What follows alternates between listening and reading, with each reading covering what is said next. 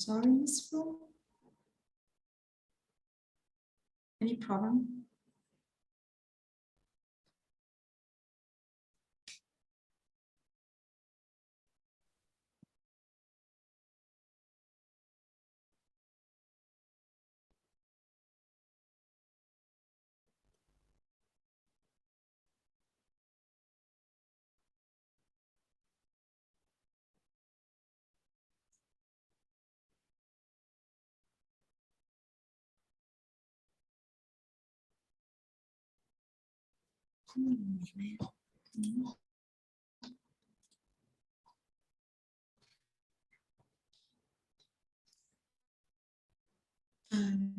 Xin chào mừng các bác sĩ và các bạn sinh viên đến với buổi hội thảo trực tuyến ảnh hưởng của tuổi thai, việc cho con bú và môi trường bệnh viện đến hệ sinh vật đường ruột của trẻ sinh non.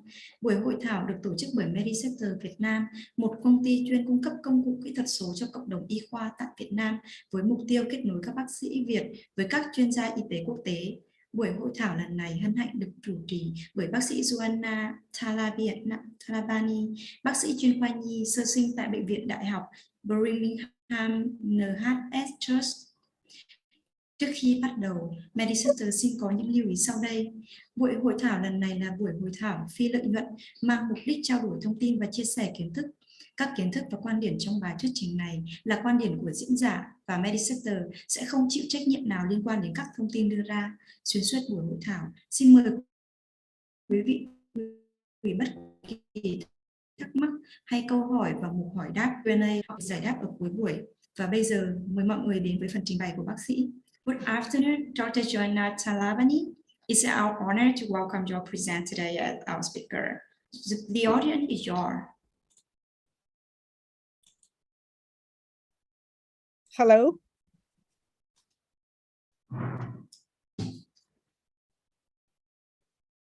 Xin chào.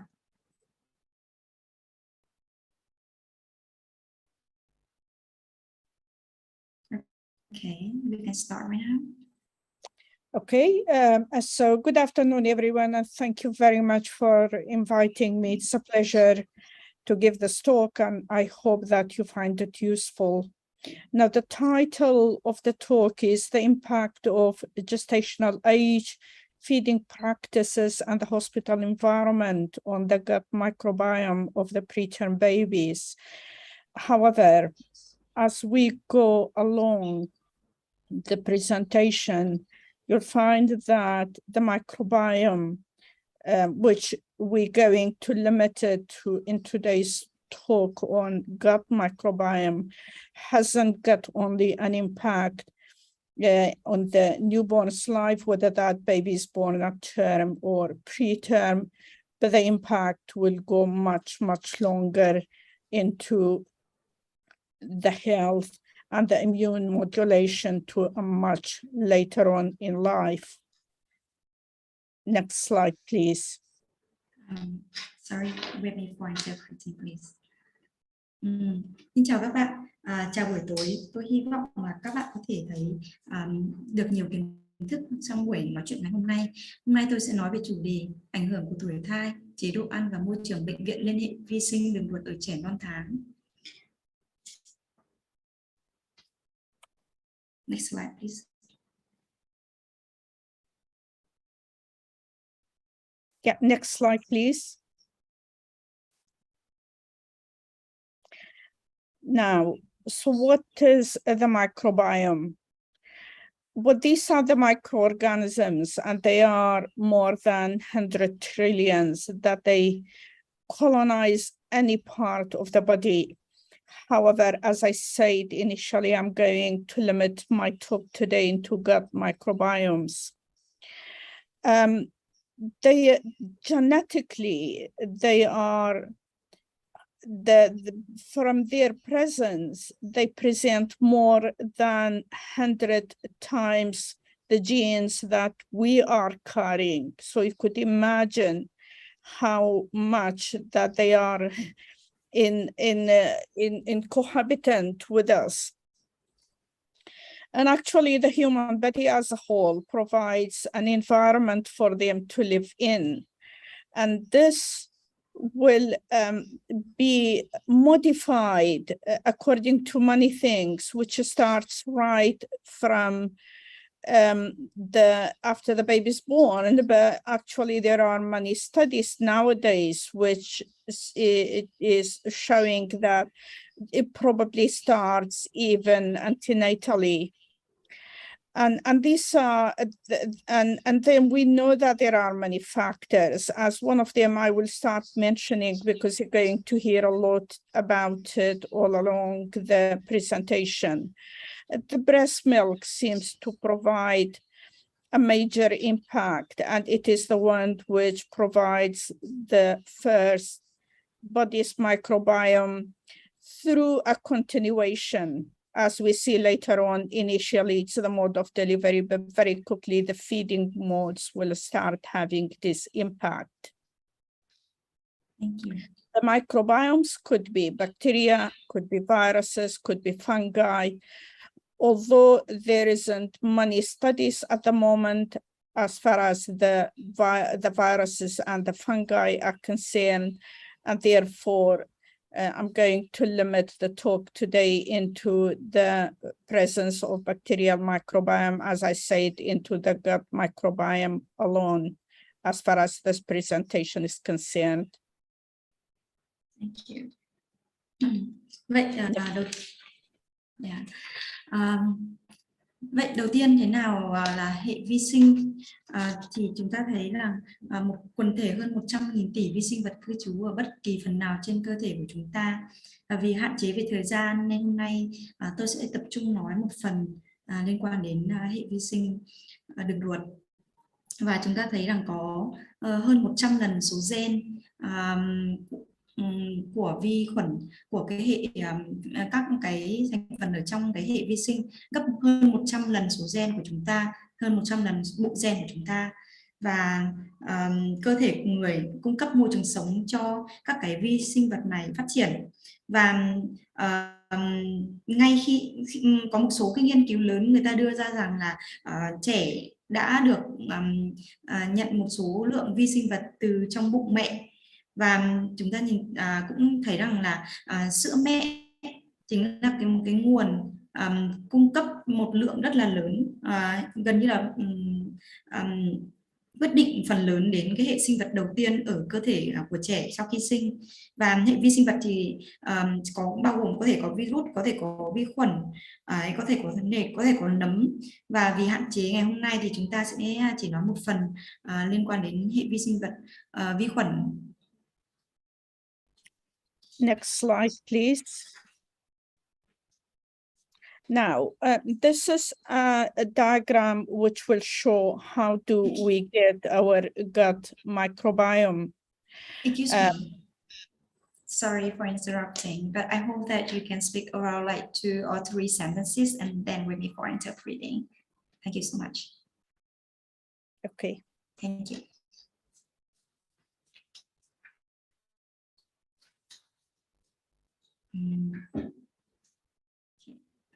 Can you repeat, please? Hello? Yeah, I'm here.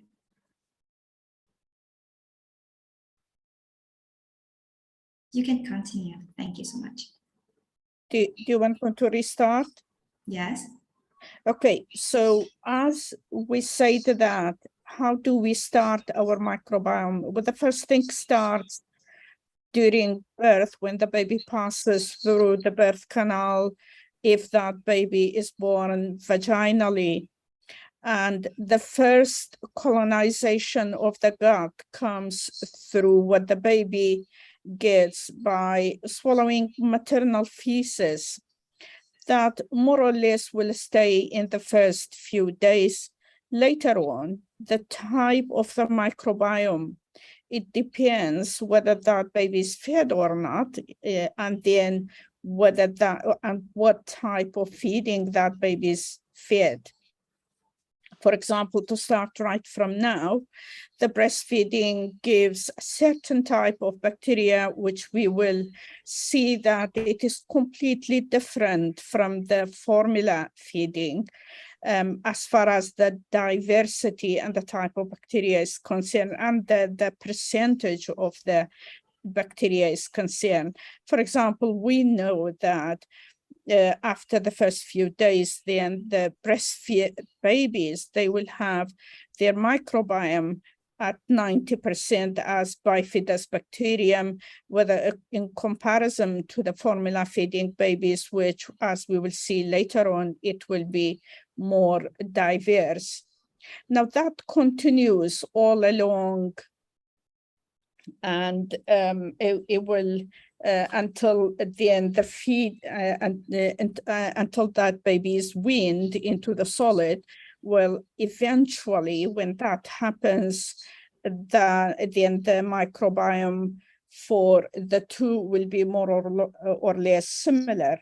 That is what most of the studies so far has been showing, although the new studies shows that although the type of bacteria changes, however, it is the initial feeding and the presence of the initial microbiomes and the type of it will have an impact on immunomodulation for a very, very long time. Thế đầu tiên thì cái hệ vi sinh đầu tiên có ở trẻ, trẻ có được đó là thông qua âm đạo khi mà đẻ bằng đường dưới, đường đẻ qua âm đạo. Tiếp theo là thông qua phân. Tiếp theo là cái hệ vi sinh ở trẻ có được thì phụ thuộc rất nhiều cái chế độ ăn bằng sữa mẹ và chế độ ăn bằng sữa công thức cũng có một vài sự khác nhau. Và chúng ta thể lấy một vài ví dụ thì là sau khi sinh một ngày thì trẻ khi bú sữa thì có chiếm đến khoảng 90% số vi khuẩn đường ruột là Bifidobacteria. Và chúng ta nhìn thấy là khi mà ngừng bú sữa thì cái hệ vi khuẩn đường ruột có một chút thay đổi, và cái việc bú sữa và cái chế độ ăn trong đầu đời của trẻ ảnh hưởng một cách lâu dài đến cái sự hình thành miễn dịch của trẻ. And although the references that you are seeing in here are dating back to 2005 and 2012, however, a new study which was done recently, and I haven't had a chance to add it to these slides yet because I've sent my slides a week earlier. So it was done by Joanne Al, and it was published online in May 2020, where they have taken 91 babies and they gave them they divided them into 3 groups. One group was given one type of formula, the other group were given different types of formulas. That's because some of the, unfortunately, parents, when the babies start having problems with the formula fit, they just keep on changing the formula, thinking that if one is not suitable, the other might be. And the other group were among 30 babies who were solely and only being given breast milk. And that was then they took the stool samples from all of them on a weekly basis up until they were 10 months old. And they found that the differences remains intense between the babies who are breastfed and formula fed, especially in the first 40 days. The difference continue, although not to that much striking way in the first 6 weeks, later on that until the weaning, which is basically more or less informing us that things so far hasn't changed, although we've got a better idea on what is exactly happening. And we also know that if the baby have changed into different formulas, the diversities and the difference from in the gut microbiome is much more than sticking to one formula, which is another new information. Now, what we also know is that that the microorganism which dominates would be among the new ones will be the streptococci and the enterococci in the formula fed in general, but especially on those who are fed on different formulas. And I think we all know that these two microorganisms could play a major role in infections later on during the infancy.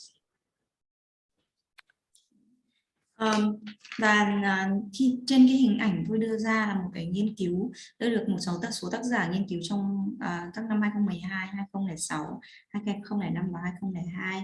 Thì các nhóm tác giả này người ta đã làm một cái nghiên cứu chia thành ba nhóm trẻ sơ sinh. Các nhóm trẻ bú sữa mẹ hoàn toàn, nhóm trẻ phải sử dụng sữa công thức, nhóm trẻ sau khi và theo dõi cho đến sau khi trẻ ngừng bú. Và những đứa trẻ mà phải sử dụng sữa công thức là những đứa trẻ mà có vấn đề cho nên mới phải sử dụng sữa, và người ta lấy phân của trẻ theo từng tuần, đặc biệt là cho đến khoảng 10 tháng để đánh giá cái sự khác nhau giữa các cái hệ vi khuẩn và hệ vi sinh đường ruột từ trong các cái mốc như là 40 ngày đầu tiên sau sinh, hoặc là trong mốc 6 tuần, hoặc là đến mốc là ngừng bú sữa mẹ hoàn toàn, và thay đổi các cái công thức về sữa. Từ đó thì người ta dựa vào những cái nghiên cứu đấy thì người ta có thể thay đổi công thức sữa để giúp làm cho đa dạng hơn được cái số lượng vi sinh vật ở những trẻ mà phải sử dụng sữa công thức. Và chúng ta nhìn thấy rằng là ở những trẻ mà bú sữa mẹ thì cái hệ vi sinh, cái vi khuẩn chủ yếu là vi khuẩn Enterococci và okay. Yeah, thank you.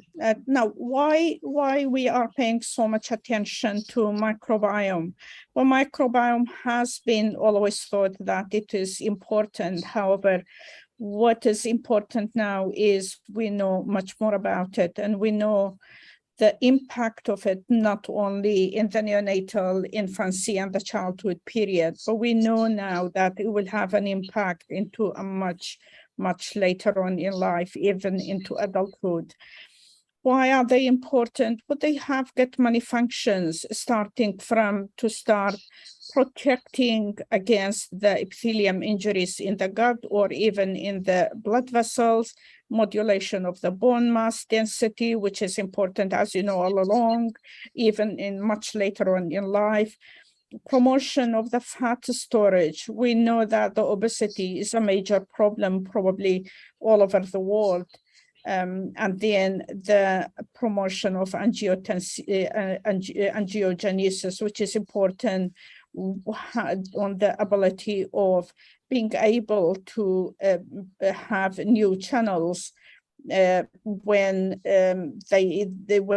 someone, especially in the adult life, end up with thrombosis, so it will have an important impact. Say, for example, in stroke, on the rehabilitation, as we say, the modulation, the development, the training, and the memory, the immunological memory. The impact on the immunological memory is very, very important as well. All along, they also go into the biosynthesis of many vitamins and amino acids, which are important. They have an impact on how much one benefits from taking medication, the metabolism, on the modulation, modification, and maturation, and for the development of the nervous system. And of course, we know their impact on the digestion of food. But the most important thing, which is also becoming an international problem, is the development of the resistance to antibiotics, especially into a multi-resistant organism. So as you know, as you can see, they're very, very important. That's why there has been a lot of studies on it. Next slide, please. Thank you. Và chúng ta thấy rằng là tại sao chúng ta lại rất là quan tâm đến cái vấn đề vi sinh vật. như vậy. Thế thì chúng ta sẽ thấy rằng cái vi khuẩn có rất là nhiều ảnh hưởng lớn đến cơ thể người. Nó có một số vai trò ảnh hưởng thậm chí là lâu dài cho đến khi chúng ta lớn và đến khi già. Ví dụ như là thúc đẩy hình thành mạch máu, độ đậm đặc của xương, hình thành dự trữ chất béo, tổng hợp một số chất quan trọng như là ví dụ như là vitamin, giúp có vai trò quan trọng trong phục hồi các cái tổn thương, và có ảnh hưởng quan trọng trong cái điều chỉnh về cái hệ thần kinh, ví dụ như là chỉ về trí nhớ, và ảnh hưởng điều chỉnh rất nhiều đến cái chuyện trưởng thành của hệ miễn dịch, và cũng là một cái yếu tố rất quan trọng trong đường hệ tiêu hóa. Và điều này cũng dẫn đến là cái việc sử dụng kháng sinh đã trở thành một cái vấn đề quốc tế, được nghiên cứu rất là nhiều, và chúng ta từ đó chúng ta hiểu rằng là hệ vi sinh vật đóng vai trò vô cùng quan trọng trong cơ thể người. Next slide, please. Now, what we know is we know that there are factors affecting the development of the right microbiome all along. And that starts right, as we said, with the gestational age, depending if that baby is born prematurely before 37-week gestation, especially if they are born highly premature or that baby is born at term. We also know that the mode of delivery, as we will see later, will have an impact on what type of microbiome that baby will carry. And the environment, especially the preterm babies and rarely, hopefully, in-term babies, which will be subjected to if they need an admission to neonatal units, especially if they need many invasive procedures, when they need an intensive care. And we will see later on that the feeding, the type of feeding will have an impact. We already said give some information about the different type of feeding, whether it is breast or formula feeding, whether the introduction of solid make any difference, and whether there is a difference between if that baby has been formula fed or breastfed. And that will carry on much later on in life, as we said, with an impact on metabolic problems, including obesity, and including further on later on in life. However, we know that all along this is affected by many other external factors, including the use of antibiotics and including the environment and the pollution around us. But we more and more know that, as we discussed initially, that there are other factors which will have an impact on this microbiome. If you remember what we said, the first microbiome will start when the baby passes through the birth canal by ingesting maternal feces. However, that maternal feces, the content of maternal feces, depends actually on maternal diet, depends on what mom herself has got of a habit, including even the exercises, her weight to start before becoming pregnant, and then even how much weight she has gained during pregnancy. So you can see that it's more and more factors are discovered that they will have an impact on this microbiome, which probably the gut one is the most important, and it is impact not only on early life, but on much later on in life. Next slide, please. Và chúng ta thấy rằng là cái hình ảnh này đưa ra là có rất là nhiều yếu tố ảnh hưởng đến hệ vi sinh vật của trẻ sinh đủ tháng cũng như là trẻ sinh non tháng. Ví dụ như là cái phương thức sinh đường đẻ mổ hay là sinh đường qua âm đạo, ví dụ như là một cái môi trường sống của trẻ, đặc biệt ví dụ như những trẻ đẻ non mà có thể là sẽ phải sử dụng những cái phương pháp ví dụ như là cho ăn chẳng hạn, nó có những cái thủ thuật tiêm truyền chẳng hạn. Thứ hai là cái cách cho ăn. Tiếp theo là cái cách cho ăn, sử dụng sữa mẹ hay là sữa công thức, hay là ăn các cái thực phẩm mà đặc, nó cũng ảnh hưởng rất lớn đến cái hệ vi sinh vật của trẻ. Và về sau này khi ở những cái tuổi vị thành niên và tuổi lớn hơn còn có những rất là nhiều vấn đề, ví dụ như là vấn đề về chuyển hóa, về vấn đề về chế độ ăn, và tất cả, và chúng ta nhìn thấy rằng là rất là nhiều yếu tố ảnh hưởng đến cái hệ vi sinh vật, là các cái yếu tố ngoại biên. Đó là những cái ví dụ như việc chúng ta sử dụng kháng sinh, hay là vấn đề về môi trường sống, môi trường nuôi nấng trẻ, hoặc là những cái vấn đề về ô nhiễm khác. Và như chúng ta nói ban đầu thì cái hệ vi sinh vật đầu tiên, gần như là đầu tiên của trẻ, sẽ có được từ khi mà trẻ sinh qua, có được khi mà ở trẻ sinh qua đường âm đạo, đó là từ âm đạo và từ phân của mẹ. Thì ngay cả yếu tố này như này cũng phụ thuộc rất nhiều vào cái việc là chế độ ăn của mẹ như thế nào khi sinh, thói quen sinh hoạt hàng ngày của mẹ như thế nào, về cái chuyện tập thể dục, hay là về cân nặng của mẹ trước sinh, hoặc là về cái cân nặng tăng lên trong quá trình sinh, vân vân. Và chúng ta thấy rất là nhiều yếu tố ảnh hưởng đến cái hệ vi sinh vật ở trẻ, và đặc biệt là về hệ vi sinh vật đường ruột, là một trong những cái yếu tố nó ảnh hưởng một cách dài hạn đến sự phát triển của trẻ cũng như là về sau này. Next slide, please. Now, as we said, there are many factors which is affecting it, and to start with, let's talk about the mode of delivery and their effect on microbiome. Now, what in general, what we know is that babies who are born vaginally, they are first colonized. The gut is colonized with the bacteria which is in mom's gut. Which is dominated by bacteroids. And we know that bacteroids are important for an enhancement of the gut maturation and gut protection. This is compared to cesarean section, where the babies will be colonized by the bacteria which is on mom's skin.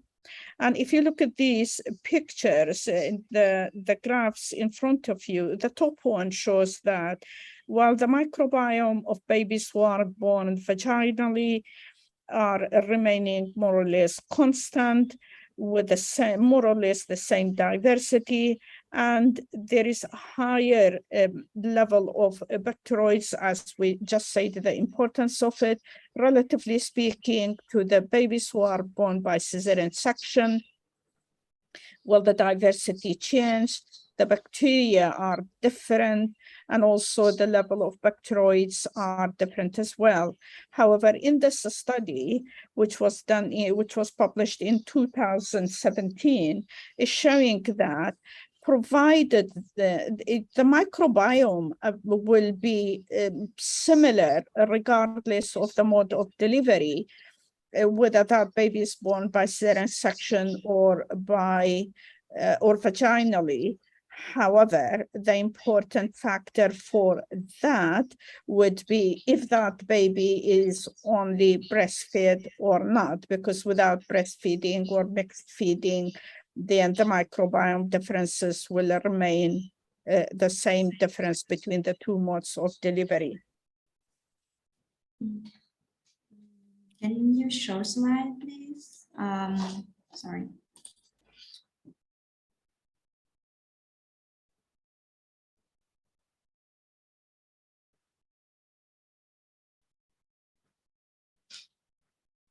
Okay, thank you, Amata. Và tôi sẽ nói về cái chuyện là cái phương thức xuất sinh ảnh hưởng rất nhiều đến cái hệ vi sinh của trẻ. Chúng ta thấy rằng là những đứa trẻ mà được sinh qua đường âm đạo ấy, thì cái vi khuẩn mà chúng ta thấy có rất là phổ biến, rất là nhiều cái tương đối đa dạng trong cái hệ vi sinh vật mà trẻ nhận được. Và cái dòng vi sinh vật vi khuẩn rất là quan trọng, đó là Bacteroid là cái dòng mà chiếm phần lớn trong cái hệ vi sinh đường ruột, hệ vi sinh ở trẻ, và nó có vai trò rất quan trọng trong sự phát triển và bảo vệ trẻ. Tiếp theo là một cái việc mà tiếp xúc với da mẹ cũng giúp trẻ có thể nhận được một cái lượng lớn các cái vi khuẩn từ mẹ, từ cái việc tiếp xúc với da mẹ.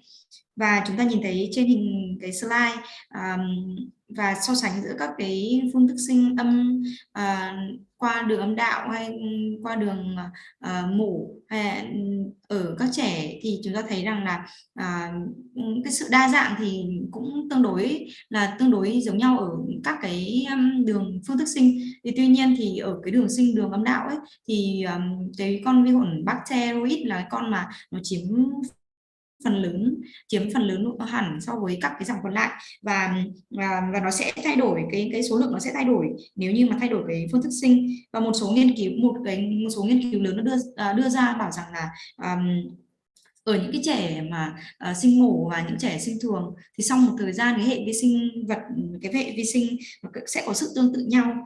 Tuy nhiên thì có một sự vẫn là khác nhau rõ rệt ở những trẻ mà bú sữa mẹ và những trẻ không bú sữa mẹ.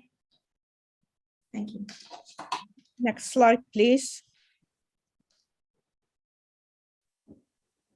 Next. Now, the study which is showing that things actually go much more beyond few weeks, as you said in the previous study, which I have to say was done on 93 babies. Previously, as we said, more or less provided that there will be intense breastfeeding, the microbiome will be the same regardless if that baby is born by cesarean section or vaginally. However, a much bigger study on 2 million babies were born at term, but they were born by cesarean section, and these babies were born between 1977 and 2012. So there was a substantial number of them, almost 2 million exactly, to be more exact, with 1.9 million. They found that those children who were born by cesarean section, they had an increased risk of asthma, connective tissue disorder, juvenile arthritis, inflammatory bowel disease such as ulcerative colitis and Crohn's disease, which some of them were quite severe, immune deficiencies, and leukemia. They didn't find association with type 1 diabetes, other autoimmune conditions such as psoriasis and celiac disease. However, there were other studies which they found even that association to be higher, although they were not still statistically significant. However, looking into the conditions which they found it higher, they are alarming in finding out that there are higher incidence of these conditions, especially taking consideration that the number of the cesarean section are increasing. I mean, thinking it is saying, well, what is going on in UK at the moment? About 10-15% of the deliveries is still taking place, is happening by cesarean section. We are aiming to reduce it down to 5%, which we have been trying to do so for the last 5 years. We are improving slowly. However, we're not there yet, and we are still quite far from it. Next slide, please. Chúng ta có một cái nên tôi vừa nói về một cái nghiên cứu rằng là ta thấy rằng cái hệ vi sinh ở trẻ đẻ mổ, một số nghiên cứu lớn người ta cho thấy rằng cái hệ vi sinh của trẻ đẻ mổ và trẻ đẻ đường âm đạo sau một thời gian thì là tương tự nhau. Tuy nhiên thì với một cái nghiên cứu lớn trên khoảng 2 triệu trẻ đủ tháng, tức là chính xác là khoảng 1,9 triệu trẻ đủ tháng sinh ra đẻ mổ bằng phương pháp đẻ mổ ở Đan Mạch từ năm 1907 đến năm 2012, thì người ta nghiên cứu và người ta thống kê được rằng là trẻ đẻ mổ thì thấy có tăng các cái yếu tố nguy cơ như là hen suyễn, các cái bệnh hệ thống viêm khớp vị thành niên, các cái bệnh liên quan đến viêm đường ruột, ví dụ như bệnh Crohn hoặc các bệnh viêm ruột khác, thiếu hụt về miễn dịch hoặc là các bệnh bạch cầu leucemia. Và nghiên cứu không cho thấy rằng là không có liên quan với cái việc là trẻ đẻ mổ với cái tỷ lệ đái tháo đường type 1 các bệnh vảy nến hoặc là bệnh celiac. Nhưng mà một số nghiên cứu lại cũng thấy rằng là có sự liên quan giữa việc đẻ mổ và các cái tình trạng này. Thế thì rõ ràng đây là một cái tình trạng báo động ở trẻ đẻ mổ, bởi vì là rõ ràng là tăng liên quan đến một số tăng tỷ lệ mà một số bệnh có thể xuất hiện ở trẻ. Và chúng ta cũng nhìn thấy là bây giờ tỷ lệ đẻ mổ rất là cao, gần đến khoảng 50% tỷ lệ đẻ mổ, và chúng tôi đang cố gắng là giảm dần cái tỷ lệ đẻ mổ xuống. Next slide, please.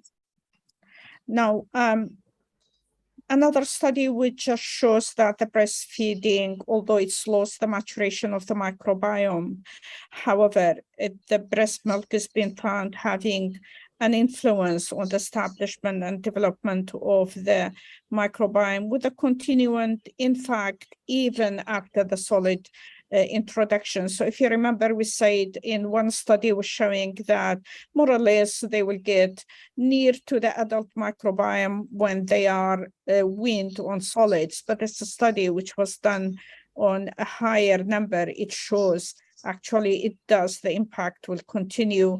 And in this study, they found that definitely those who are breastfed, they have got a decreased risk of allergic conditions.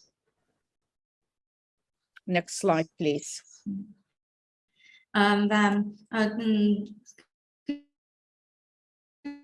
Trò giữa việc bú sữa mẹ và hệ vi sinh đường ruột, hệ vi sinh, thì nó thấy rằng là việc bú sữa mẹ đã cung cấp một lượng rất là lớn các cái hệ quần thể vi sinh cho trẻ, và nó có tầm ảnh hưởng còn lớn hơn kể cả khi mà trẻ đã được ăn những cái thực phẩm đồ ăn đặc. Và ví dụ như cái nghiên cứu này cho thấy rằng là cái việc mà bú sữa mẹ làm giảm rõ rệt cái tỷ lệ mà dị ứng ở da so với các cái chế độ ăn khác. Can I just say something, or can you go back to the previous slide, please, just for 1 second, please? Now, what is important also in this study, what they found, if you know that some mothers, you know, taking consideration they working and all that, they have to. They do give express breast milk, and even for babies who are born premature, they might not be ready for feeding directly, and they are given express breast milk of mom or maybe even donor's milk. However, they found that the microbiome with a higher level of bifidus, which is the most important one in digestion and immune modulation part, they found to be much higher when the babies are fed directly. That means that they are exposed into the areolar microbiome, and those microbiome which is present, the bacteria which is present in the breast milk, compared to those babies who are given expressed breast milk alone. So that tell us that direct breastfeeding has got a much better you know, the type of the good microbiome compared to the breast milk, but it is been given by an express breast milk given through a bottle differently, not with a direct feeding. Next slide, please. Sorry, can you tell me about the areolar skin? The areola is the skin around the nipple. Mm-hmm. Oh, okay. Yeah, and the breast. Yeah. Và người ta thấy đưa ra một số cái nghiên cứu so sánh ở trẻ đẻ non, và một số trẻ đẻ non thì rất là yếu để có thể ăn được cho ăn một cách trực tiếp, và người ta cũng thấy rằng người ta nghiên cứu các cái hệ vi sinh vật ở những trẻ được cho ăn trực tiếp và những trẻ được cho ăn thông qua một cái đường khác, và người ta thấy là cái hệ vi sinh vật cũng ảnh hưởng như vậy đối với cả sức khỏe của đứa trẻ sau này. Yeah. Next slide. Yeah, I mean, and now just another study which shows that the breastfeed reduces the risk of asthma. I'm not going to say more on it because I think by now we know that there are many studies, some of them on much higher number, which shows the importance of the breastfeeding on everything, not just on the importance of the prevention of infection, but the prevention of allergic conditions as well. Next slide, please. Đây cũng là một cái nghiên cứu cho thấy rằng là việc bú sữa mẹ giảm hẳn giảm tương đối cái nguy cơ trong mắc bệnh hen suyễn, và cũng như vậy cho thấy rằng là cái việc dùng bú sữa mẹ có thể giúp dự phòng hoặc là giảm một số cái tình trạng liên quan đến các bệnh dị ứng. Next slide, please. Now, this is a study which was done in 2006 on over 15,000 children between 19 and 14 years. And it's been found that, as you said, that if you remember that when we talked previously about the importance of the microbiome and those babies who are breastfed, we said in that Danish study, they haven't found any relation to the type 1 diabetes. Well, now this study was also done on high number of children between 9 to 14 and found that the breastfeeding reduces the risk of obesity as well as reduces the risk of type 1 diabetes as well. Next slide, please. Và một cái nghiên cứu vào năm 2006 vào năm 2006 ở sorry.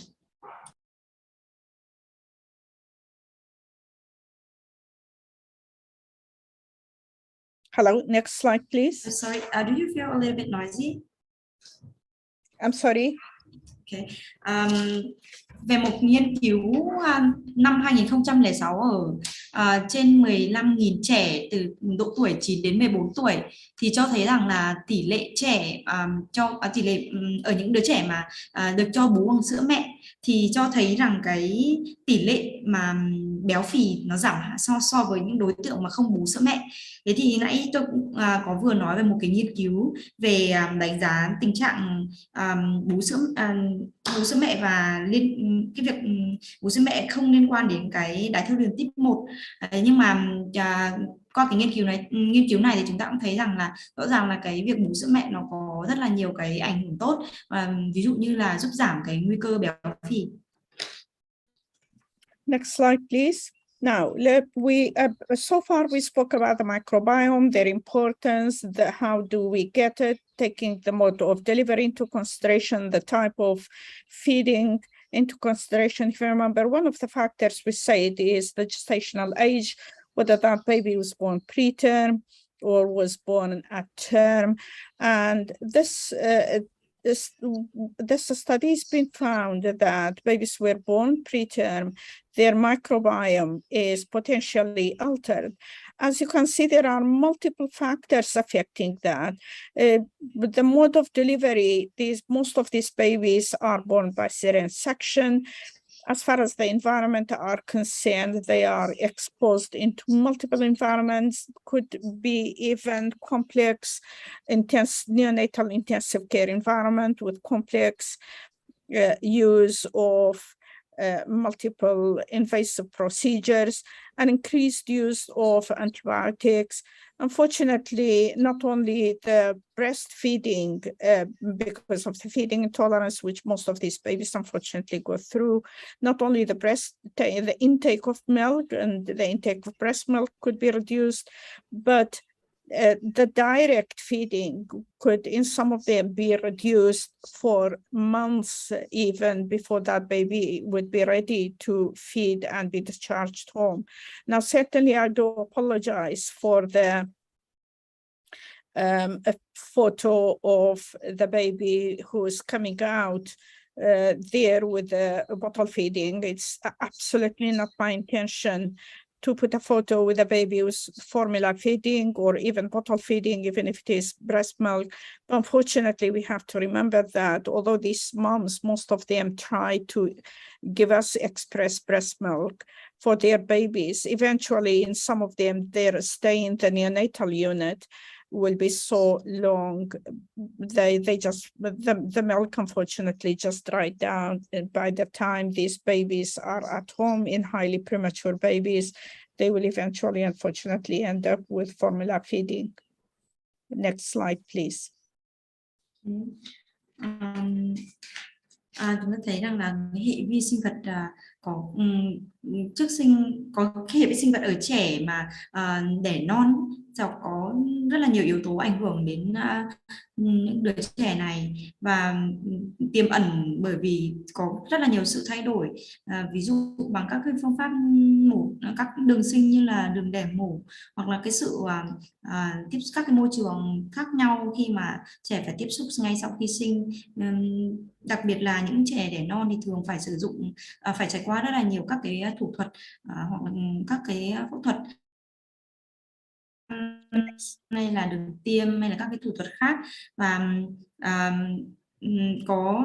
và thứ hai là thêm nữa là cái sự gia tăng cái việc sử dụng kháng sinh cũng ảnh hưởng rất nhiều đến hệ vi sinh của trẻ đẻ non, và thêm một cái vấn đề nữa là giảm tỷ lệ bú sữa mẹ. Khi mà chúng ta biết là sữa mẹ có rất là nhiều ảnh hưởng tốt đến đứa trẻ, thì cái việc giảm tỷ lệ này nó ảnh hưởng rất nhiều đến cái hệ vi sinh của trẻ đẻ non, và cũng như về cái việc trẻ sinh ra phải được điều trị ở hồi sức sơ sinh.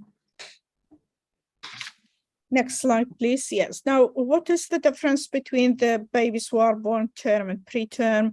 Well, as we said, that there is reduced diversity in preterm, there is reduced stability, there is reduced in the bifidus, which we should know by now that it's important in digestion, especially the human milk oligosaccharides in the gut protection, and there is a reduction in lactobacilli and bacteroids, which are also playing an important part in the immunomodulation, prevention of infection, protection of gut and gut maturation. In comparison to the term, in comparison to that, instead of those, they will get a higher level of other species, including staphylococci, E. coli, enterococci species, Klebsiella, and as you know, we will see later on that most of the microorganisms which will be causing late onset neonatal sepsis, especially or even during infancy, and or those who are causing necrotizing enterocolitis are among the microorganisms which they are part of the gut microbiome in preterm babies. Now, how long it will take to become like the term babies? It could be anything from 1 to 3 years, depending on multiple factors, as we said previously, depending on the type of feeding, depending on the length of the stay in the neonatal unit, on the procedures, depending on the use of antibiotics, and also whether that baby was in the first place born vaginally or by cesarean section. Next slide, please. Và chúng ta thấy rằng là các cái thống kê được cho thấy rằng là quần thể hệ vi sinh có được ở trẻ đủ tháng và trẻ non tháng là khác nhau. Như ở những đứa trẻ mà non tháng thì có sự giảm về cái độ đa dạng hay cái sự ổn định của hệ vi sinh đường ruột, và đặc biệt là có sự giảm những cái yếu tố như là Bifidobacterium lactobacillus hoặc là Bacteria thì là những cái loại vi khuẩn mà vô cùng quan trọng, có vai trò quan trọng trong việc bảo vệ cơ thể của trẻ. Và so với trẻ đủ tháng thì lại có sự gia tăng những cái con vi khuẩn như là Staphylococcus hoặc là Escherichia hoặc là Enterococcus, và đây cũng là một số các căn nguyên có thể gây bệnh ở những đứa trẻ sau này, một số bệnh sau này của đứa trẻ. và cái việc tình trạng tăng một số cái loại vi khuẩn này cũng có thể ảnh hưởng nhiều đến cái tình trạng của trẻ khi mà mắc một số bệnh như là viêm ruột hoại tử hoặc là một số bệnh nhiễm khuẩn khởi phát muộn ở trẻ lớn hơn. Và chúng ta cuối cùng thì chúng ta cũng thấy rằng là có rất nhiều yếu tố ảnh hưởng trực tiếp đến cái hệ vi sinh của trẻ non tháng và trẻ đủ tháng, như là cái việc sử dụng kháng sinh hay là cái đường sinh. Next slide, please. Now, was there studies to see if anything could be done about this? Well, there are studies with the use of what we call it probiotics, even some studies with the pro and pre and probiotics has been done, and there are many of them. Some of them are promising, some of them are not very much evidence-based in a way, like with the numbers being small, and but none of them have reached to the point that although there might be some changes in the microbiome, hasn't reached to the point of really preventing necrotizing enterocolitis or the late onset sepsis. However, having said so, this might be because of the timing of the use of these pro and prebiotics. As we know that the gut microbiome tends to be diverse, tends to be changeable, not remaining stable, and for that it would be very difficult and also you will see later on that they change before the baby having, few days before, just shortly before the baby having those infections, making it quite difficult to choose the right timing of giving these if they are going to be, so it is a big if they are going to be useful. Next slide, please. I'm sorry for interrupting, but my connection is unstable, so I cannot hear you. Can you repeat that? Sure. So because of the difference in the microbiome between the preterm and the term babies, and because of the long period of time for getting the right microbiome for the baby, if that baby is born premature, multiple studies have looked into the use of probiotics or pro and prebiotics, that is giving the interflora of bifidum and lactobacilli directly to these babies. Now, I know some studies, as I said, they look slightly promising. However, they are not very much evidence-based.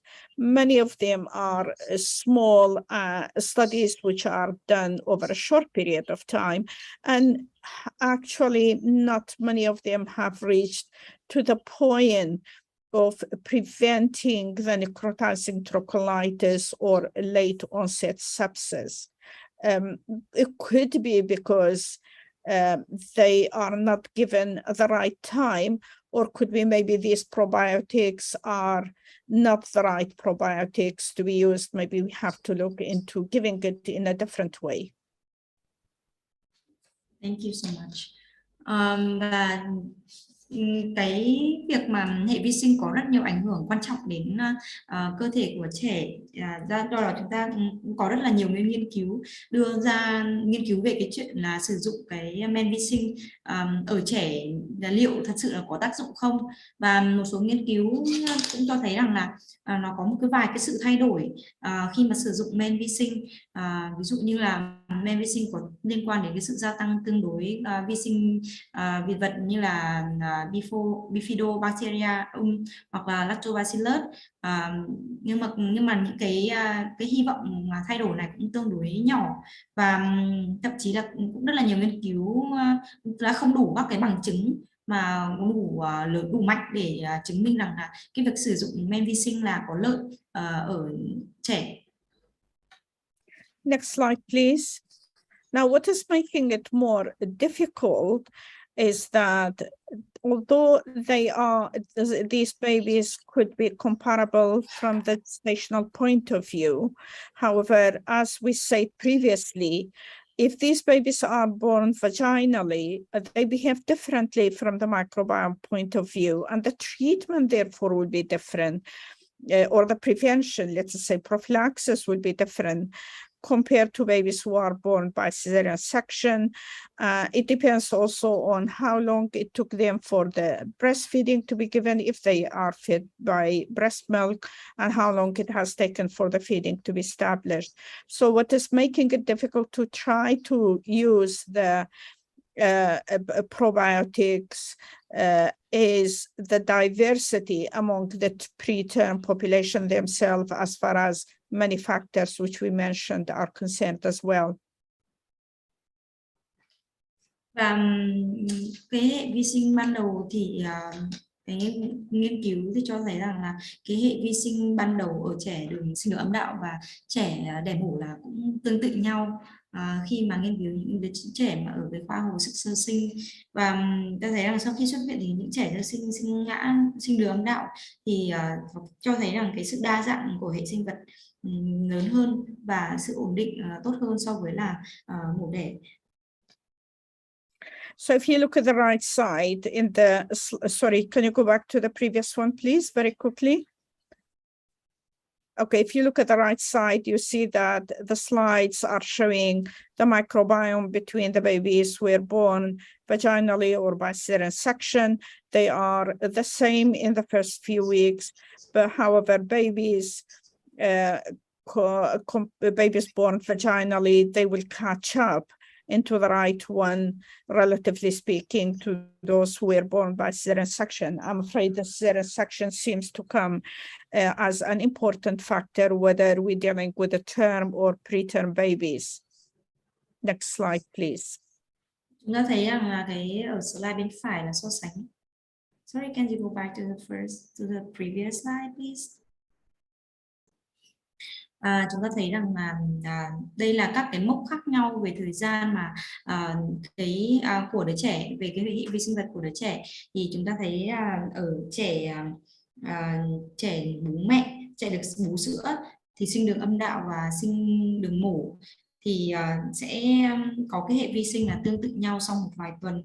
Tuy nhiên thì ở trẻ đẻ mổ thì chúng ta thấy là cái thời gian mà để có thể đạt được cái mốc tương tự như vậy nó cũng tương đối lâu. Yeah, next slide, please. Now, what will be the difference among those babies stillborn who are born preterm, however, they are born vaginally compared to those who are born by cesarean section?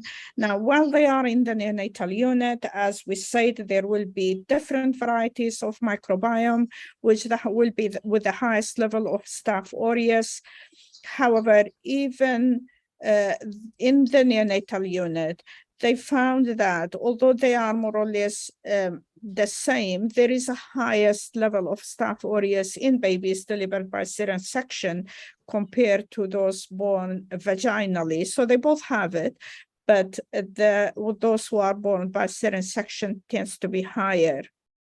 And also preterm infants who has not been fed early, they have got a lower diversity in the first 3 months compared to babies who are fed earlier. And that's why nowadays there is a lot of emphasis into starting feeding very early. We also know that there will be a gradual increase in the diversity, as we cite later on following the discharge, compared to the term babies. Và tác giả Stewart đã báo cáo vào năm 2016 về cái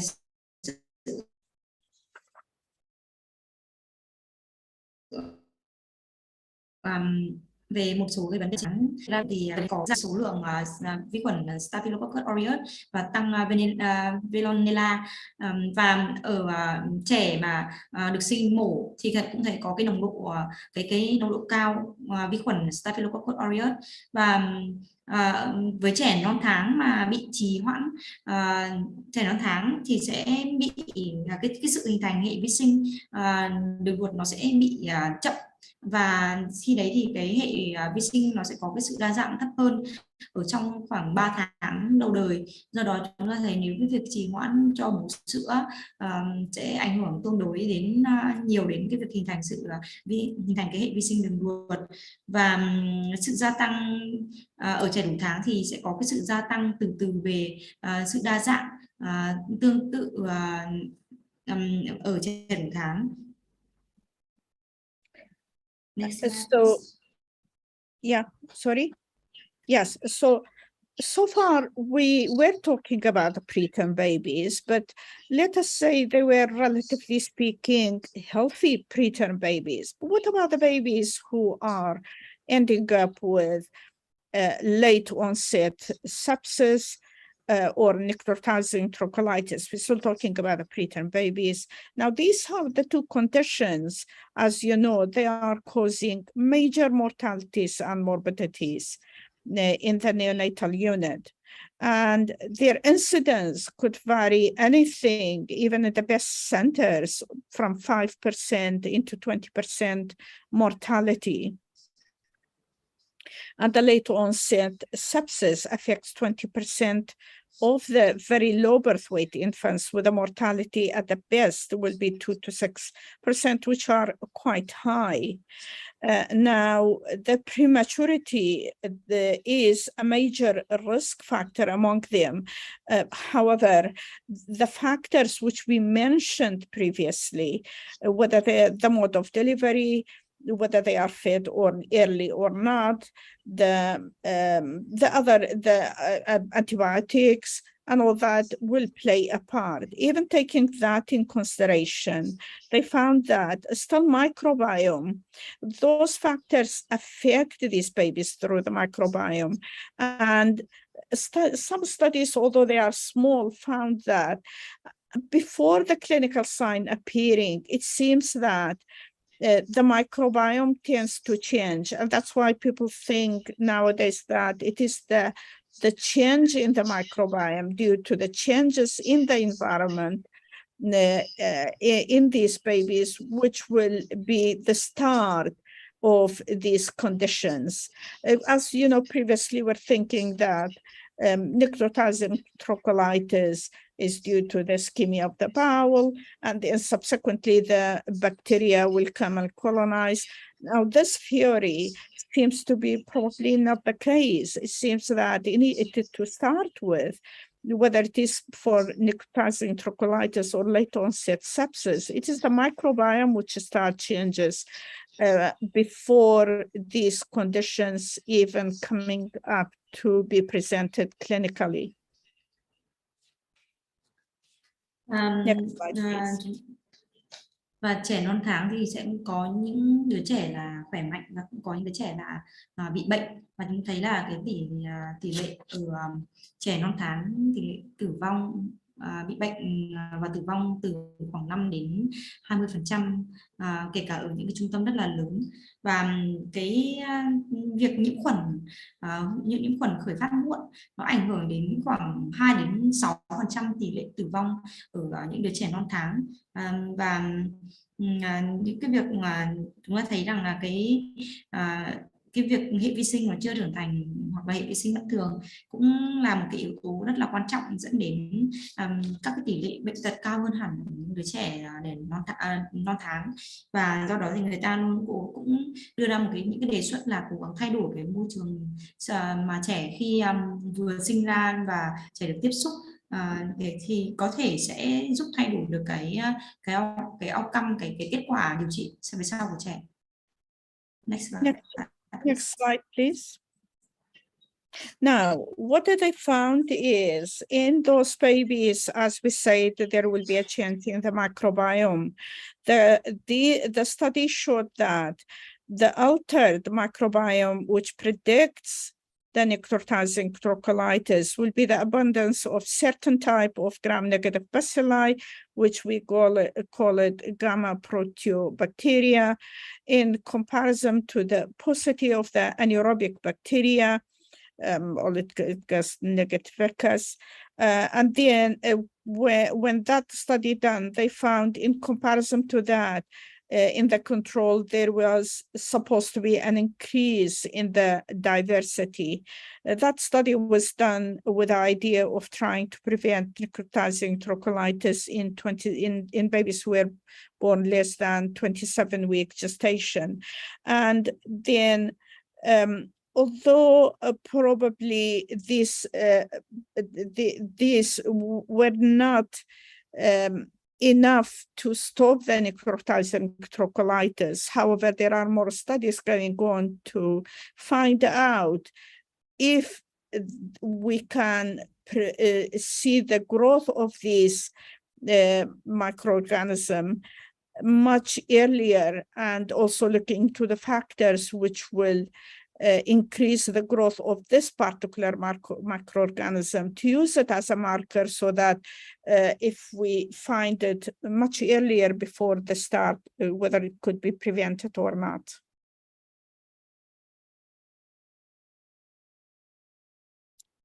Next slide, please. Can you ask you a question, please? 27 week of gestation, or what kind you need? Yeah. So it was done in babies below 20 who were born below 27-week gestation, so quite highly premature babies. As you know, the incidence of necrotizing trachonitis is higher. The lower is the gestational age, and therefore they targeted those babies who were born below 27-week gestation. They studied their microbiome, and some of them developed necrotizing trachonitis subsequently, and the others haven't developed necrotizing trachonitis. And they found that there is an abundance in those babies who developed necrotizing trachonitis. There was an abundance of gamma proteobacteria, which is a gram-negative bacilli, in comparison to the control. So what we think is, although this happens only a day before the clinical sign appearing, further studies could help that this could be, if this could be detected earlier, it could be used as a biomarker to be used to prevent the necrotizing trachonitis. Okay, thank you.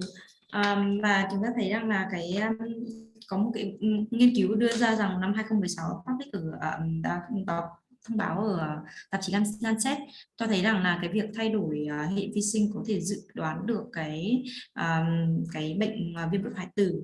Và chúng ta thấy rằng với những cái đối tượng như này thì thấy có cái tỷ lệ gamma proteobacteria, đó là gamma bacilli với số lượng lớn. Thứ hai là chúng ta có cái lượng vi khuẩn, có một ít lượng vi khuẩn kỵ khí, và cũng thấy rằng là cái việc số lượng về cái sự đa dạng về hệ sinh vật thì ở những trẻ này là giảm và gia tăng có giới hạn. Và từ những cái sự quan sát như vậy thì người ta đề xuất rằng là có thể dựa vào những cái marker, những cái dấu ấn sinh học này và sử dụng nó để có thể làm xét nghiệm nhằm mục đích là phòng cái viêm ruột hoại tử ở trẻ sinh non sớm trước 27 ở cỡ khoảng 27 tuần. Next slide, please. Now, if you look at the slide, while the previous slide looked into the different microbiomes in those babies who either develop necrotizing trachonitis or late onset sepsis, this slide looked beyond that. It didn't only look into the bacteria, it looked if there is an increase or a different metabolites which is produced in either of them. So if you look at this one, they looked into metabolites in red in babies with the necrotizing trachonitis, the red metabolites increased in babies with the late onset sepsis in comparison to the blue one, which increased in the control, and the green ones, the green boxes are the usual generic microbiome, which is found in most of the preterm babies. And I found out that there are an increase in certain metabolites, whether we're dealing with the necrotizing trocholitis or with the late onset sepsis. And this they will become quite abundant. And the thing is that the microbiome might not act directly. The action might be through these metabolites. And then that we know that what we know at the moment is how does the bifidobacteria increased in control and helped in the development of an increase in certain metabolites, which we find it in certain prebiotics of oligosaccharides, such as raffinose. And the studies are taking place whether the use of these metabolites would be helpful as to be used as a prebiotic to be given in these babies to enhance the development of the bifidobacteria to help in the prevention of late onset or sepsis or necrotizing trocholitis. I'm sorry, the slide might be complicated. Basically, what it's telling you is that the preterm babies who are sick, especially with the two most common conditions nowadays, which are necrotizing trocholitis and late onset sepsis, there is a different microbiome, which will act through the different metabolites, and these metabolites are different from the metabolites which the bifidobacteria uses so that to protect the gut. And the use of the metabolites which is enhanced and secreted by the bifidobacteria is nowadays used in studies to see if they could prevent the development of these two conditions. And that is obviously probably through changing the changes in the gut microbiome in these babies. Next slide, please. Đây là một cái slide nói về rằng người ta đã thống kê những cái dữ liệu về các cái chất chuyển hóa ở trẻ mắc bệnh viêm đường hoại tử và có cái tình trạng nhiễm khuẩn sơ sinh thời khắc muộn.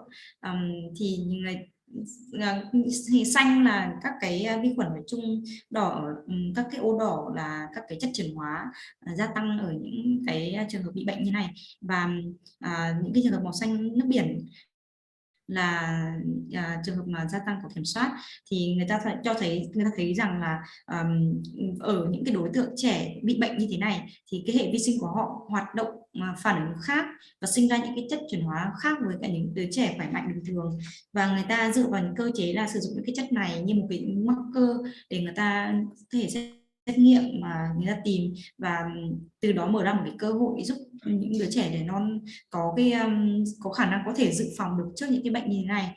Và người ta thấy rằng là ví dụ như bifidobacteria có thể được sử dụng như một cái marker để bảo vệ sự phát triển của đường ruột, và cái việc giảm cái sự tăng sinh của cái loại bifidobacteria này có thể liên quan đến cái việc mà liên quan đến một cái dấu ấn, đó là ví dụ oligosaccharide, và liên quan đến những cái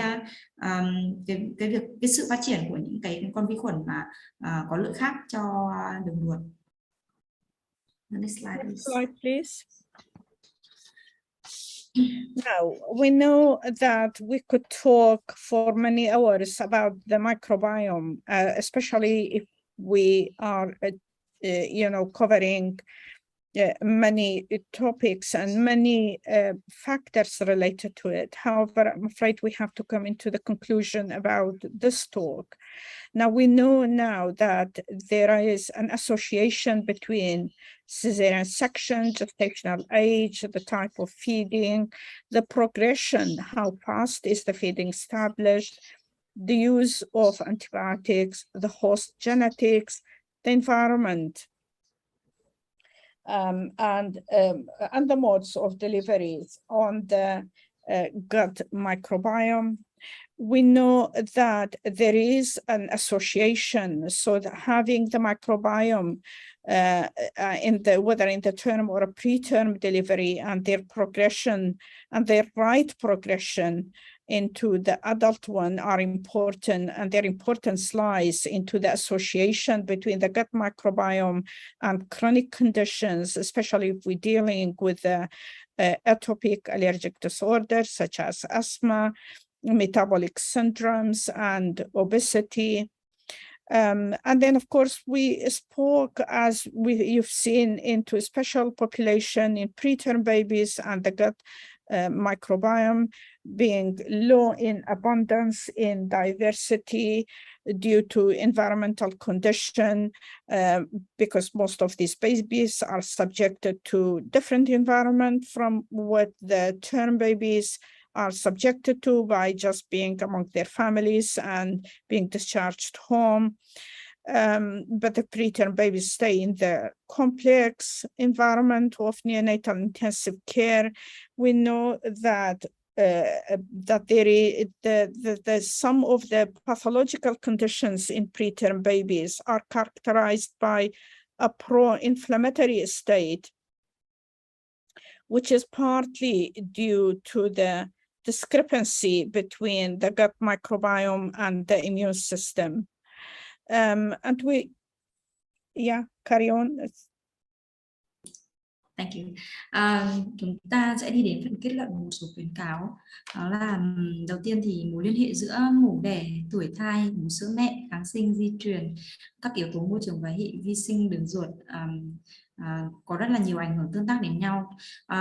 Chúng ta phải hiểu về mối liên hệ giữa cái hệ vi sinh đường ruột với các cái tình trạng bệnh mãn tính khác, như là rối loạn dị ứng cơ địa hoặc các hội chứng chuyển hóa hoặc là béo phì. Ở những trẻ đẻ non thì hệ vi sinh vật đường ruột thì thường nghèo nàn và kém, cũng một phần là do yếu tố về môi trường, và cái tình trạng sinh non thì được đặc trưng bởi cái tình trạng tiền viêm, một phần là do những cái yếu tố tiền viêm, một phần là do sự khác biệt giữa hệ vi sinh đường ruột và hệ thống miễn dịch. Can you move to the next slide, please? Next slide, please. Now, the other thing is that the hospital environment, the clinical practices in the neonatal units are so variable, and that will decide which type of abnormal microbiome that baby who is admitted there will have.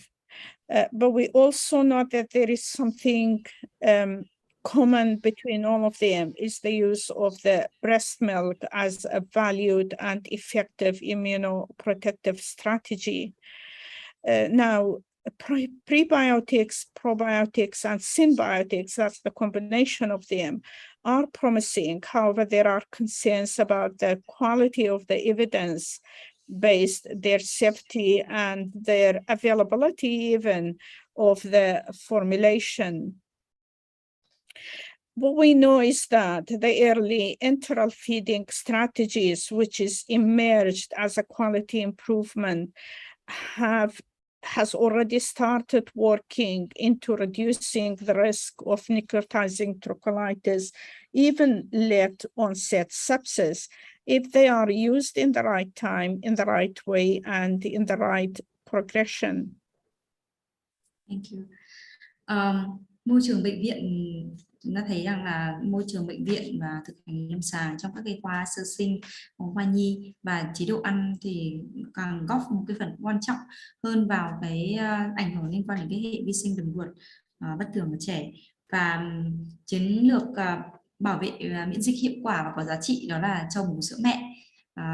một số các cái chất như là yếu tố như là prebiotic, nhiều một chất xơ, probiotic là medicine, hoặc là symbiotic là cái chất tổng hợp của probiotic và prebiotic, thì cũng có nhiều hứa hẹn trong cái việc hỗ trợ cái hệ vi sinh. Nhưng mà ra thì cũng đang tương đối lo ngại về các cái cơ sở bằng chứng về tính an toàn và tính sẵn có của các cái công thức. Hiện tại chưa có đủ các cái bằng chứng đủ mạnh để khuyến cáo sử dụng. Và chiến lược cung cấp dinh dưỡng qua đường ruột sớm nổi lên như một cái biện pháp cải thiện chất lượng để giảm nguy cơ các bệnh liên quan như là viêm ruột hoại tử hoặc là nhiễm khuẩn sơ sinh khởi phát muộn. Next slide, please. Now, I think I will leave the slide and I'll go to the one after. This is about feeding intolerance, and the feeding intolerance needs much more than one slide to talk about. So just to say that Klebsiella has been the dominant microorganism in those babies with gut feeding intolerance. So please go to the next slide. I don't think this is probably that much of a relevance here. Now, the home take message is that human milk is the ultimate immunonutrient, which will affect the immunoglobulins, immunoregulatory cytokines, and has got growth factors. The milk, human milk, has got the oligosaccharides, which will pass the stomach, goes directly to the bowel to be metabolized specifically into the fatty acids, special type fatty acids, and other micronutrient, which will increase the level of the acetic acid, as well as other products which will increase the bowel acidity. And also the byproduct of these, the metabolism of these oligosaccharides, which is present in the human milk, it will go and line the bowel, the preterm or the term bowel, and prevents the being injured by the type of, by anything really, including even bacteria, if that changes. So human milk comes out as the most important prebiotic. What we have started, in the 90s, up until early 20s, really, mom were given a choice when they were having their babies in the neonatal unit, whether if they want to breast or formula feed the baby. They were given a choice under the thing of human right and your choice and all that. From 2005 onward, when we realized the very high importance, and of course with the baby-friendly formula from UNICEF, we realized the importance of the use of the human milk, especially the colostrum. So I'm afraid we're not democratic anymore. Any baby is admitted to the neonatal unit, we ask mom that she has to give us breast milk. And it will be entirely her choice when the baby is discharged from the unit. But as far as the baby is in the unit, we will ask them to get the breast milk, and we actually catch them when they are in the unit to express the milk, and so that we give it to the babies as quickly as possible. But we've also started to do since then, for many years now, is at delivery immediately after, and sometimes we start getting some when the lady is in labor, and then we complement it by collecting some colostrum immediately after delivery. So even if that is anything between 0.2 to 0.5 ml, we collect it into a 1 ml syringe. we put it into the baby's mouth and found that the colonization of the mouth by a proper microbiome will help, which is from the human colostrum, will help into changing the bowel microbiome. And the studies are carried out now if that is helpful, regardless of the mode of delivery or of the gestational age. And that seems to be promising, as it's been found that there are less babies now with the, relatively speaking, with the necrotizing enterocolitis, less babies with the late onset sepsis, or at least there are the mortality from these two conditions are relatively decreasing. But not only that, the weight gain has improved, the measurement of the brain through the measurement of the head circumference has improved, and also reduced the days of parenteral nutrition and the use of the need for the long lines, as you know, which was also bringing some of these late onset sepsis. Next slide, please.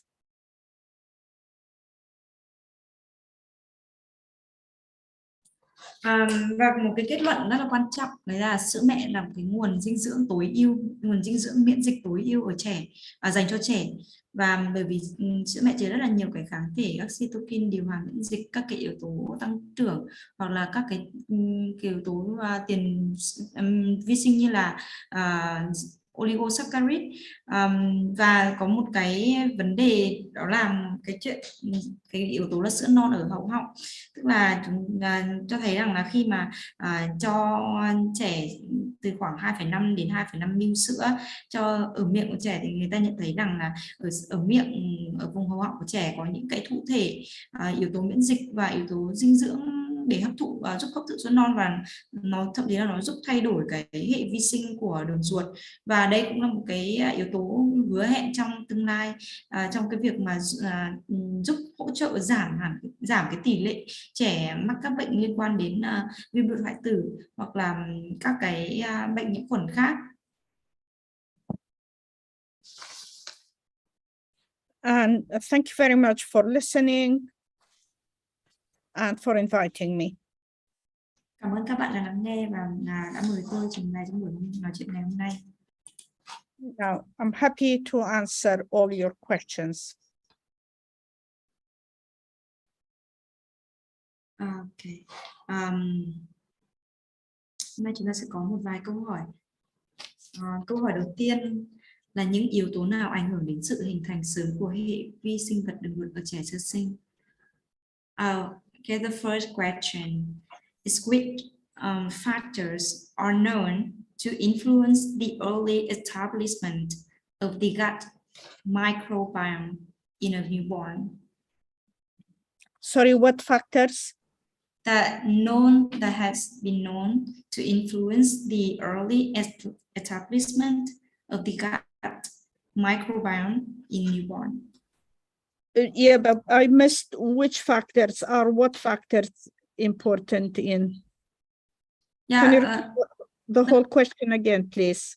Oh, yeah. The question is about what factors that affect the early establishment of the gut microbiome in a newborn. Yeah. The factors is starting early feeding. As we said, priming of the gut is very, very important, which should start with the use of even the smallest quantity of the colostrum that we get it from mom and give it to the baby through the oropharynx. That might not be enough to go to the gut, but it seems that through the changes in the microbiome in the baby's mouth will help in changing the gut microbiome. The other thing which is important is the progression of the feeding. Now, that previous study, which was done in over 176 neonatal units in UK and involved more than 2,000 babies, what they used are two strategies of the progression of the milk.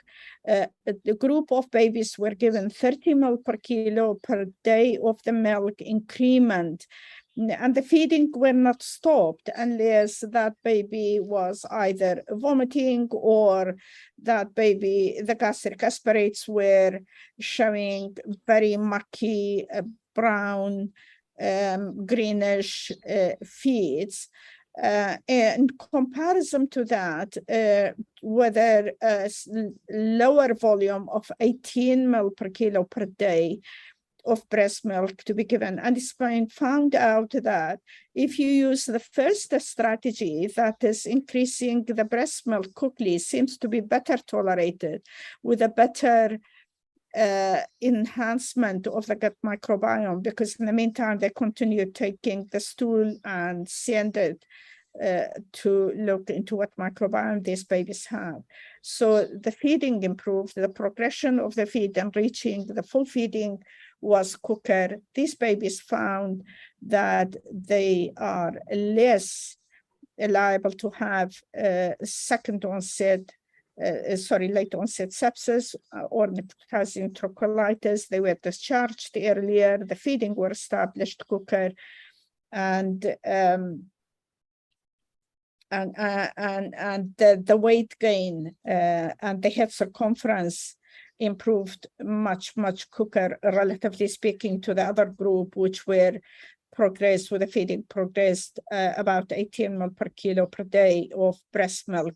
So that's an increment of 18 ml per kilo per day. So if you start with 18 ml per kilo per day, next day you increase it by another 18 ml per kilo per day, in comparison to start with 30 ml per kilo per day, and next day increasing it by 30 ml per kilo per day, and so on, depending on the baby's requirement.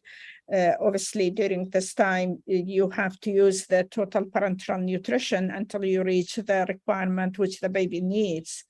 But it's been found that reaching the full feeding, the full enteral feeding to be established is much shorter, with a better weight gain and better brain growth as well.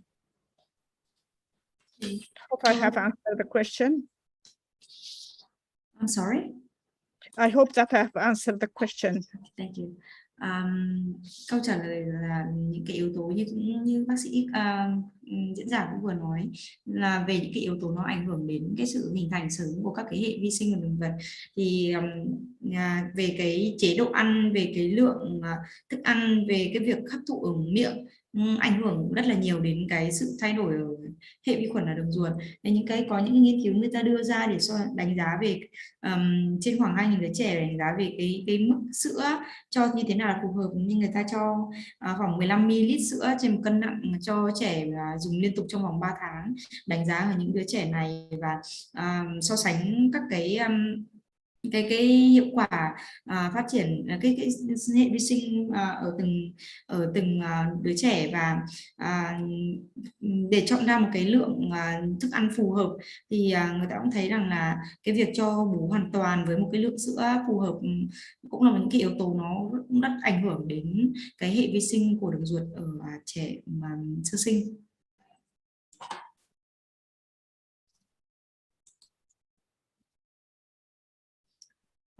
Câu hỏi tiếp theo là xin chào bác sĩ, cho mình hỏi việc bổ sung men vi sinh bên ngoài có tác dụng đến hệ vi khuẩn đường ruột của trẻ không ạ? Nhất là trẻ trong tháng đầu tiên.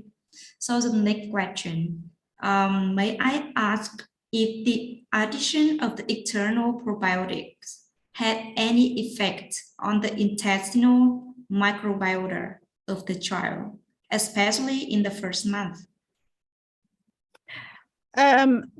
So probiotics are microorganisms which are weakened and selected and given. It depends whom you're giving it to. If you're giving it to the healthy children, probably it's more of a speculation that whether it will help or not. However, there are some studies, although they're not big ones, saying that the microbiome have improved, but it's not very clear if their microbiome has improved with breastfeeding or with formula feeding or with a mixed feeding, and also with when was it introduced, how much it was given. As I said, there are studies, but unfortunately there isn't much of many of them who are well organized and well in a way evidenced. And now we started the study in UK into that study, the SWIFT one, which was done over 176 neonatal units. Now, part of the study, we were going to give the probiotics. However, we had to stop study because one of the preterm baby ended up with septicemia, and the only microorganism in the blood culture was the one which was given as a probiotic, so it was stopped completely. So I can't comment on that study. I'm unable really to answer that. Now, prebiotics or symbiotics could be promising. However, we do need studies, but as you know, having the consent and getting the permission of doing studies like this might not be that easy. Okay, thank you.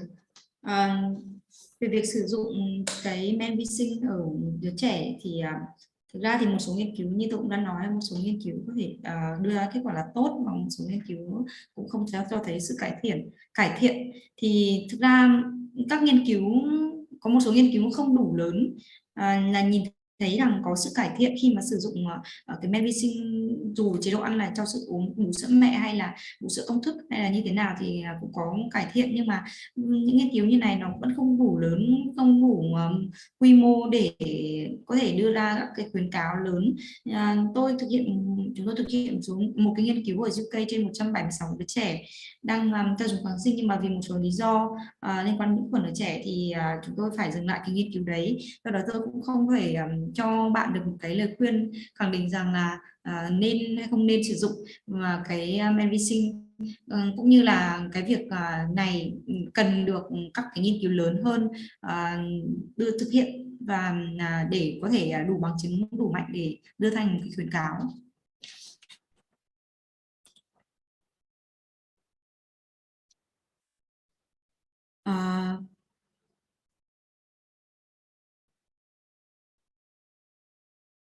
Ok. Câu hỏi tiếp theo là mẹ có vấn đề về sức khỏe thì không cho bé bú mẹ được.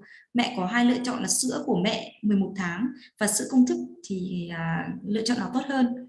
Okay, so the next question is the mother has health problem, so she cannot breastfeed the baby.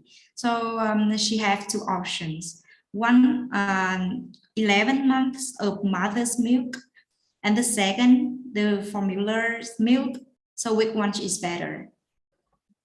Well, of course, mother's milk is much, much better. There is absolutely no doubt about it. As we have said that, so mother has no milk, what the option will be the donor mom's milk. Is that a question, or the formula milk? Yeah. Yeah. Okay. Well, the donor's milk, what we do in UK, we obviously test them. We have to be sure that they don't have conditions such as HIV, hepatitis C, hepatitis B, if they are immune, or at least they're not active, you know, all these things that we have to be sure that they are not on certain medication and all this, as you know, and they are healthy. And these tests, some of these investigations are repeated quite regularly. So having said so, again, the donor's milk depends on whether that's given as express breast milk or is given directly. Obviously, from the practicality point of view, I'm not sure how practical is it for a baby to be fed by donor's milk directly compared to the express breast milk. Although some of the characteristics of the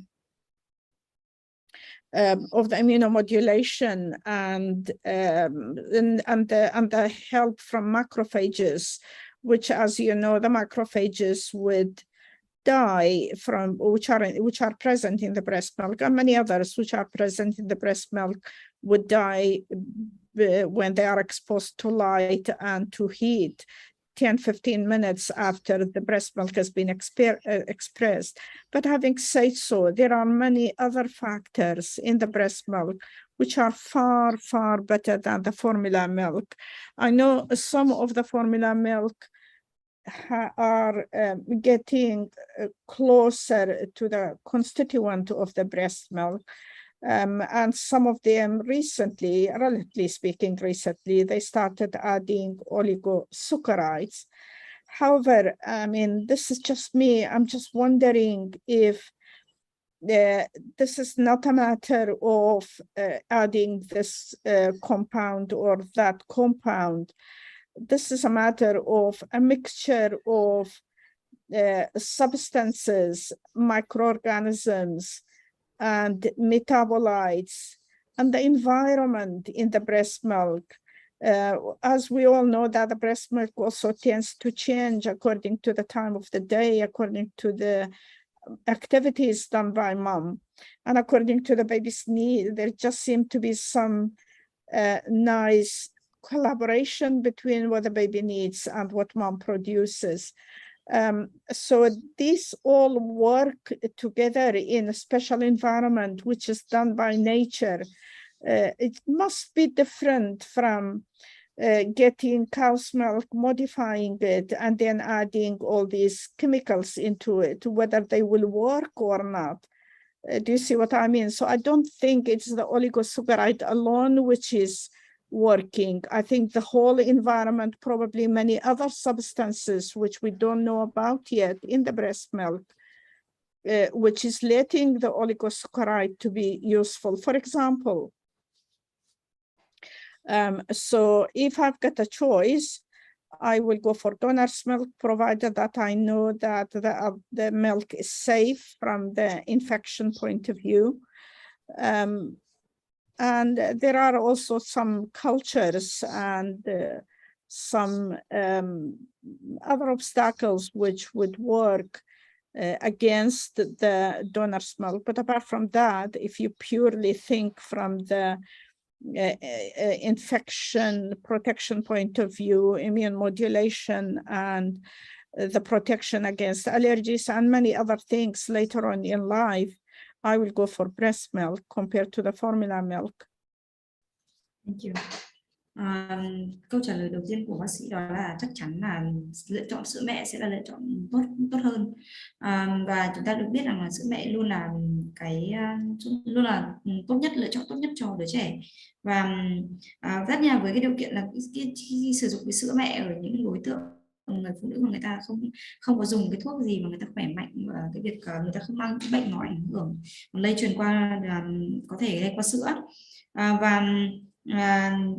Sữa mẹ thì tốt hơn rất là nhiều so với cả sữa công thức, và tôi biết rằng có những cái công thức sữa người ta rất là tốt, và người ta thậm chí cho thêm oligosaccharide, và trong những cái trường hợp đấy thì nó có thể rất là tốt cho cái đường vi sinh của trẻ. Thì tuy nhiên thì cái việc mà cái chất đó nó thật sự nó có ảnh hưởng tốt hay không, nó còn phụ thuộc vào rất là nhiều vấn đề, ví dụ như là cái môi trường ở đường ruột như thế nào, rồi các cái chuyển hóa như thế nào, để khi mà trẻ có thể hấp thụ được các cái chất đấy hay không. Và nói tóm lại là cái sữa mẹ, cái sữa mà từ thiên nhiên thì bao giờ nó sẽ là tốt hơn hẳn, và sẽ chứa rất là nhiều cái chất nó vượt trội so với sữa công thức.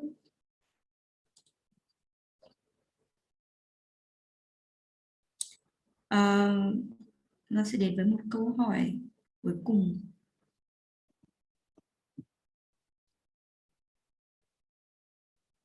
Okay.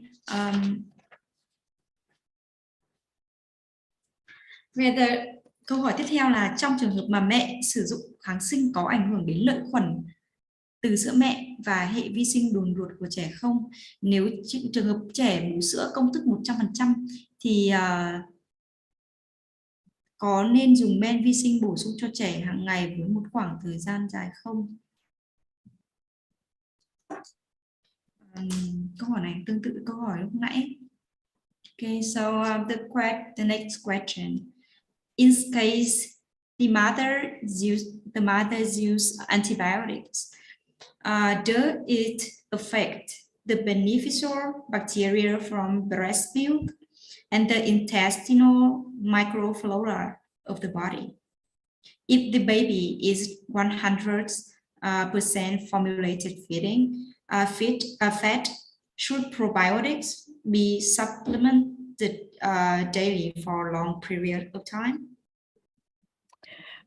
So your question, if I understood it well, mom is breastfeeding, however, she's on antibiotics, and whether the antibiotic will affect or whether she should stop it or not. Certainly not. The antibiotic, however, what I tell the parents or mom when they come to the clinic, whether to stop breastfeeding or not, unless the antibiotic is one of those, like, for example, tetracycline, which is very, very, very rarely used nowadays, or hardly any, then I will ask them to continue with antibiotics. However, the antibiotic at the most is given 8 hourly, 12 hourly. And what we say is that feed your baby before taking the dose. And by the time the next dose is, so it will, by the time the baby is due to have feed again, then the peak. Hello? I'm sorry for interrupting. I need to make sure that you can understand my other question. That is the case that mothers use antibiotics. So do these antibiotics affect the beneficial bacteria from breast milk? Well, that was my answer. The answer should be no. Yeah, very unlikely, because very small amount is excreted in the milk. However, there is no harm in telling mom to feed to the baby before taking her dose, and then by the time the next feed is due, probably the peak of the antibiotic in the blood is already lower. So my short answer is carry on with breastfeeding. I mean, at the end of the day, how long this antibiotic intake will take place? Not more than a week, I hope, or very rarely longer. We have to know why, but I wouldn't stop the breastfeeding, because the benefit is far more important than not giving it, than the small amount of antibiotic which pass through it. And we have to remember that breast milk has got many benefits, including nutritional, including good absorption, including lower rate of gastroesophageal reflux, of colics, of constipation, of epidermal growth factor, which enhances the growth of the brain. So the microbiome, the right microbiome, and all that is only one of the functions of the breast milk, one of the benefits, let's say, of the breast milk. So a short answer, no, I'm not going to ask the mother to stop breastfeeding. Okay, thank you so much.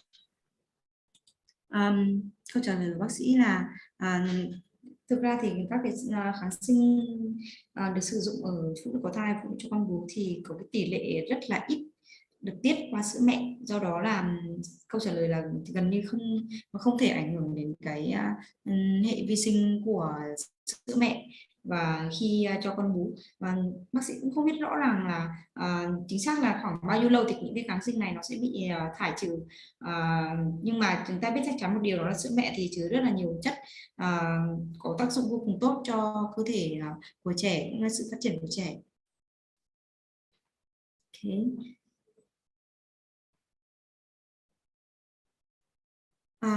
So due to the time restriction, we will transfer the remaining questions to you if there are any. Thank you so much, doctor, for sharing with our Vietnamese physician and medical student a very informative section.